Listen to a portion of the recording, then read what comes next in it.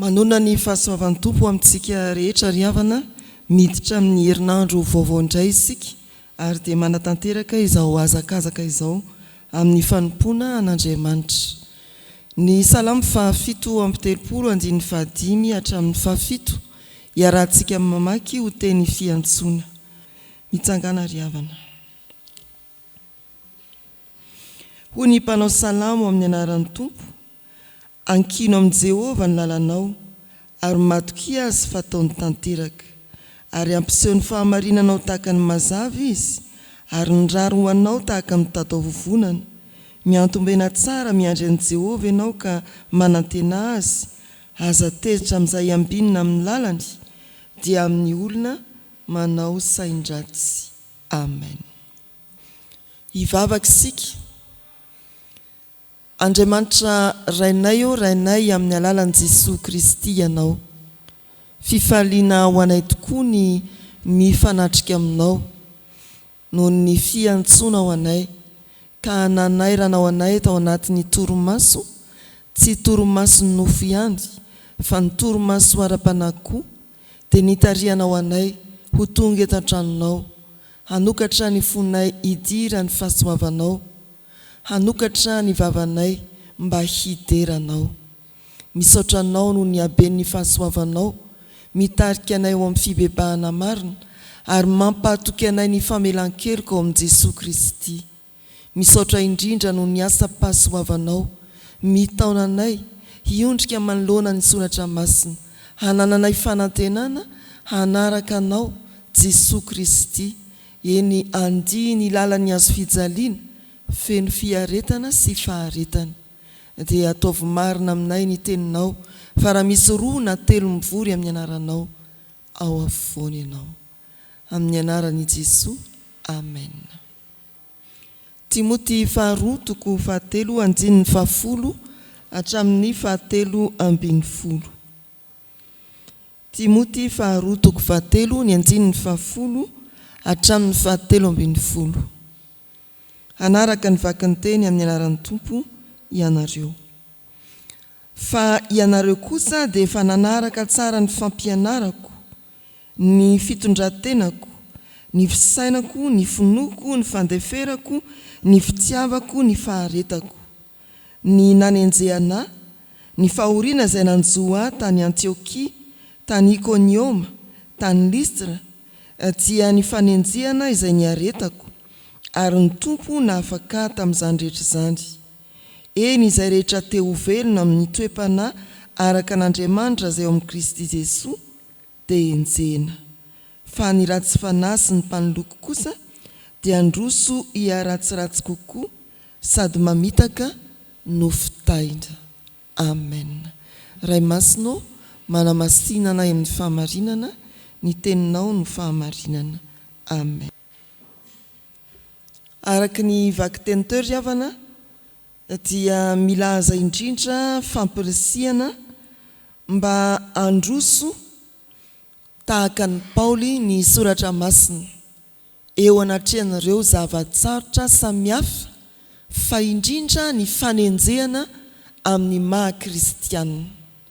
Raha ny amin'ny loha hevitry ny perikopa, dia eo amin'ny 2:20 no ifantohana zany bebe kokoa manao hoe amin'ny anaran'ny tompo, eny izay rehetra te ho velona amin'ny toe-panahy araka n'Andriamanitra izay ao amin'ny Kristy Jesosy dia enjehana. Fa ny fitambarany andininy ao amin'ny Mofonaina izay natolotra antsika, dia te hanolotra toetra vitsivitsy iainana rehefa miatrika zavatsarotra na koa tojo fanenjehana. Eo amin'ny 10:10 dia mitanisa ny amin'izany Paoly apôstôly, hitantsika ao izany hoe ny finoany, ny fandeferany, ny fitiavany, ny faharetany. Milaza amin'ny Timoty izay nanoratana ny epistily izy, ny vakoa dia mba hafantatra antsika mpamaky ankehitriny fa teo amin'ny fiainany, raha nanaraka ny tantaram-piainany tamin'ny fanompoana isika, arak'izay voasoratra ao amin'ny Soratra Masina, ho an'ny Timoty izay nanoratana arak'izay natrehany maso tamin'ny fiarahan-dia tamin'ny Paoly dia tena tao aminy zany atao hoe finoana manoloana ny fanenjehana, faharetana manoloana ny fanenjehana, fanehoan'ny fitiavana manoloana ny fanenjehana. Fa tamin'izany ny zavatra tsapany dia ny hoe Kristy no niantoka ny zavatra rehetra. Hoy ny andininy Fjkm. Ny tompo nafaka tamin'izany rehetra izany. Rehefa niara ny fanenjehana izy tamin'ireo tanàna tany sainy eo fotsiny dia ambarany fa ny tompo nanafaka azy tamin'izany. Faharetana, finoana, fitiavana. Mitaona antsika hiaina izany Paoly apôstôly rehefa miatrika ny zavatsarotra isika. Ny voalohany dia filazana hoe Kristy no manome ireo toetra ireo toe-panahy, ny faharetana, ny finoana sy ny fitiavana mba hahafahantsika miatrika ny zavatsarotra. Ny tompo nanafaka tamin'ireo. Kristy no manome izany hoe faharetana raha enjehana na miatrika zava-manahirana. Kristy no mampiorina ny finoana. Kristy no mahabe fitiavana antsika.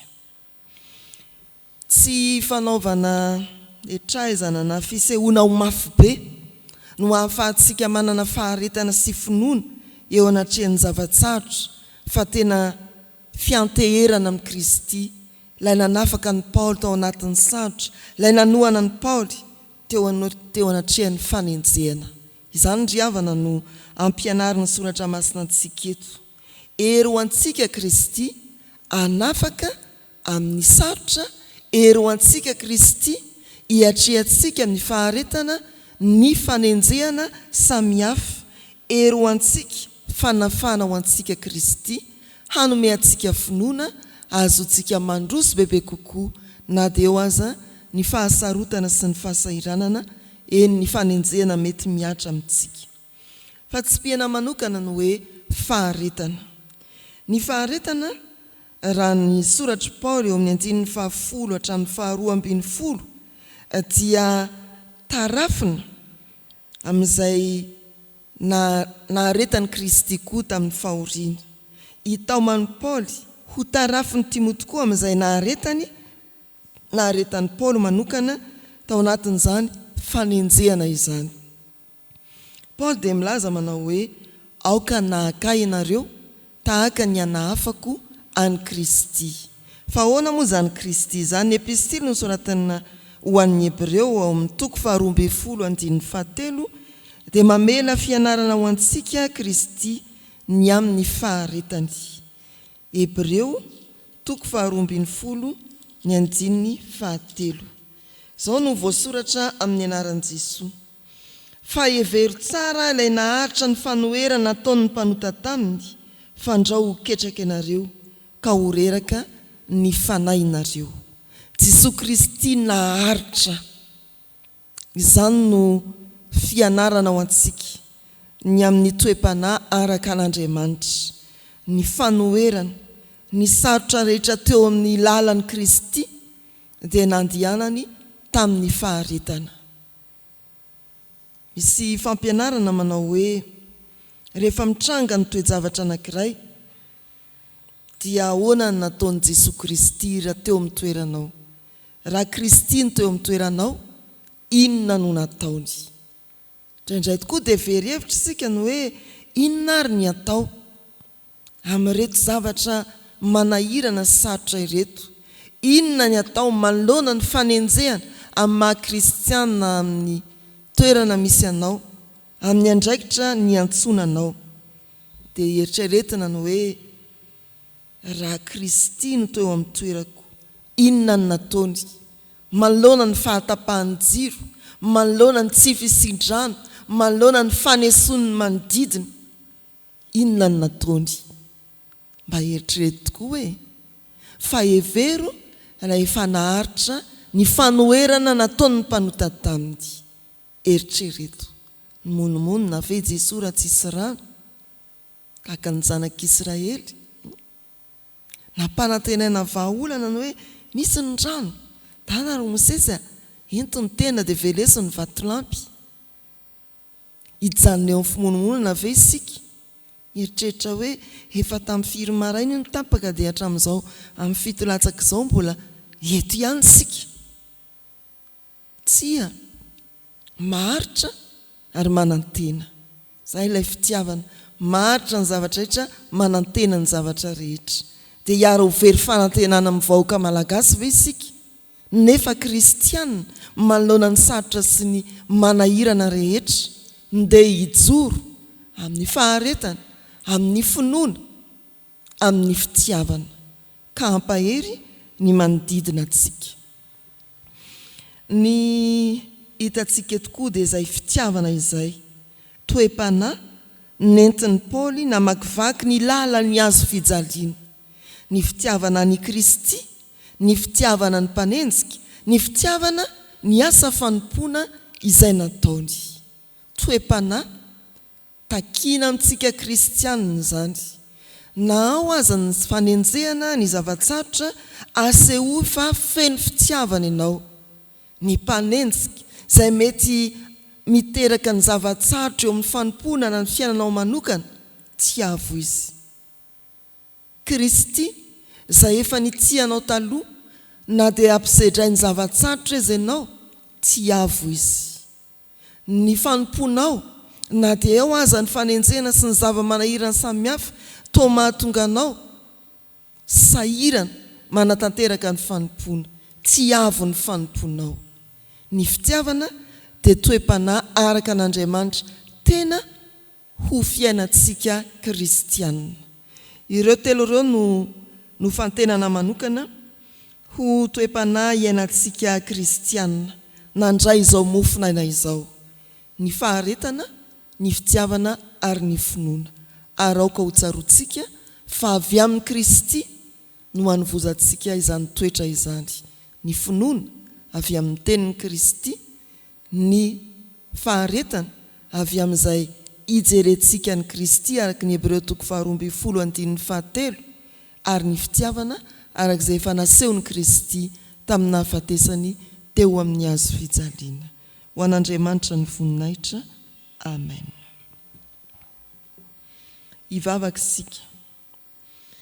Tompo misaotra anao noho ny fotoana nahafanahy indray nandre ny feonao toy ny nahita anao izahay ary faly tokoa fa ay eo anoloan'ny zavatra manahirana tena mpitranga eo amin'ny fiainanay iombonana amin'ny fiarahamonina sy izao tontolo izao nefa koa anavahanao anay amin'ny fijoroana maha-kristianina ireo fanenjehana sy fanesoana samihafa ay amin'ireny dia omenao toe-panahy miavaka izahay mba ho fiainanay ny faharetana ny finoana ary ny fitiavana omeo ny fanahy masina aizanay mitahiry ny teninao miaina ny teninao mizara ny teninao amin'ny hafa betsaka tokoa ny zavatsarotra hiaretanay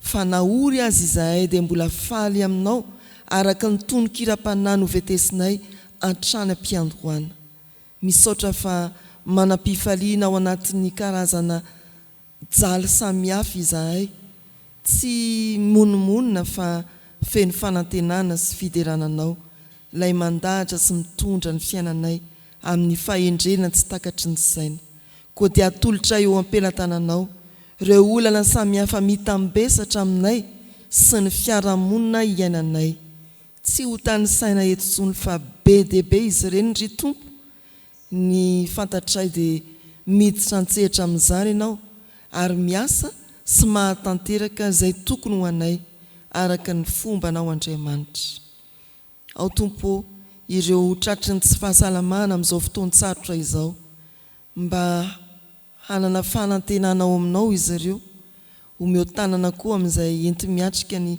fitsaboana na ara-potoana ara-bola ara-panafody ara-pitaovana indrindra ho anareo mpitsabo any amin'ny toeram-pitsaboana miankina mivantana amin'ny fanjakana hitanao ny zava-misy any Andriamanitra. Tonononay eo aminao ireo zandrinao Jesosy Kristy, ankizy sy tanora izay manana ny olam-piainany tsiraray avy, fa miatrika indrindra koa ny taom-pianarana izay tsy mora, amin'ny lafiny fivezivezena, ny fitaterana, amin'ny lafiny tsy fodiana an-trano raha tsy amin'ny alina. Tompo fiarovana ho azy ireny ianao raha mivoaka tsy miditra. Ho fanoratsaina ho azy koa manoloana ny fianarana izay ezahany. Dia misaotra anao no ny hahafahanay mametraka ny fiainanay isam-batan'olona, isa-tokantrano eo ambany fiadananao. Mivavaka aminao izahay ry Tompo Andriamanitray ho an'ny firenenay, dia hitanao ny ara-tsosialy, ny ara-toekarena, ny ara-politika amin'ireny rehetra ireny. Dia fantatray fa Tompo ny fahefana rehetra ny an-danitra sy ety an-tany ianao, ka manana izay heverana ity firenena ity. Izao tontolo izao sy ny fandriam-pahalemana ao aminy, izao tontolo izao sy ny fahasalamany manoloana ny firongatry ny valana retina sida indray. Tompo, aza velanao ahantra ny fanahinay ka hanara-po amin'izay tsy araka ny sitraponao, fa mampitondra faisana sy takaitra ny fiarahamonina ara-pahasalamana izany. Mivavaka aminao izahay ry Tompo ho an'ny fiangonana eto amin'ity fitandremana ity, ny amin'ny ezaka rehetra atao hamitana ny asanao Andriamanitra, ny andrianay mamaraparana ny taona, ny fikelezanay ny sekoly alahady amin'ny fanamariana, ny fahatsiarovana ny nahaterahany Kristy zanakao, ny ezaka tsy maintsy totosain'ny fiangonana amin'ireo asa hotratrarina, ny fanolorana sakafo ho an'ny voafonja, ny amin'ny bazary fitiavana, ny fanefana ny kitapo-mbokatra, ny ezaka ifampitaonana, ifampaherezana amin'ny famonjena ny fanompoam-pivavahana, mba iorenany tsirairay amin'ny finoana sy ny fanantenana ny fitiavananao ao anatin'izao fotoana tena manahirana izao. Tompo, tsaronay koa ny sodaparitany Antananarivo andrefana, miatrika ny fivorian'ny mpievitra rasy ny komity lehibe amin'izao herinandro izao. Ny fanomanana izany izay tsy mora homban'ny tolotsaina sy ny fahendrena avy aminao ry Jesosy Kristy. Ny foibe Fjkm, ireo mpitantana ny asa rehetra manerana any Madagasikara hatrany ampita-dranomasina, ireo misionera iraka makilay any ampita-dranomasina, ireo mpitandrina maro voatendry ho amin'izany asa sarotra sy manahirana izany. Ampaherezo izy ireny ry Tompo. Petraka eo am-pelatananao ny mombanay tsirairay sy ny fikasanay amin'ity tontolo andro ity. Tantano izahay, ary ataovy mahatsiaro fa ny lalanay dia ombanao Jesosy Kristy, ilay efa nandihy ny lalan'ny azo fijaliana tamin'ny faharetana sy ny fanetretena. Fehezinay izany vavaka izany amin'ny ampianarinao Jesosy, manao hoe: Rainay izay ny an-danitra, ho amasinina ane ny anaranao, ho tonga ane ny fanjakanao, atao ane ny sitraponao ety an-tany ho tahaka ny an-danitra. Meo anay an'io izay anasahaza ao anay, ary mamelany elokay tahaka ny namelanay izay meloka taminay. Aza mitondra anay amin'ny fakapanahy, manafahanay amin'ny ratsy. Anao ny fanjakana sy ny hery ary ny voninahitra mandrakizay. Amen. Raiso amin'ny fahatokina ny Tsodrano tononona amin'ny anaran'ny Tompo. Ary Andriamanitra ny fahasoavana rehetra izay efa niantsonareo ho any amin'ny voninahiny mandrakizay ao amin'ny Kristy, rehefa niaritra fahoriana vetivety ianareo, dia izy no hatanteraka sy ampiorina ary ampitoetra anareo. Amen.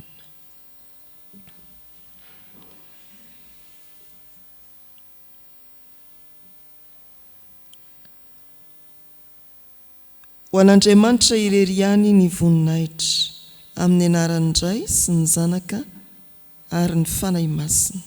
Amen.